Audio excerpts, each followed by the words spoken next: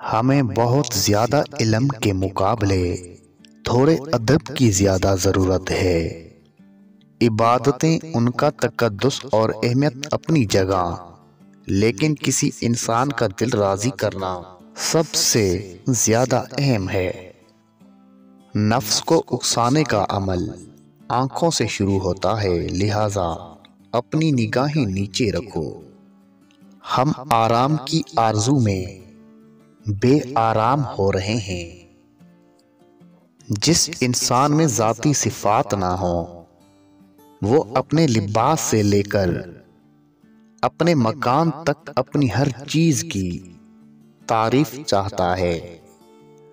अगर आप आज से शुक्र अदा करना शुरू कर देंगे तो आज से हालात बेहतर होना शुरू हो जाएंगे। इससे पहले कि हमसे बहुत कुछ छिन जाए, हमें बहुत कुछ छोड़ देना चाहिए। अपने ये 3 राज घर वालों से भी छुपा कर रखो। पहला, अपनी असल आमदनी। दूसरा, अपनी आमदनी का जरिया। तीसरा, सफर पर आने जाने का वक्त और मुकाम।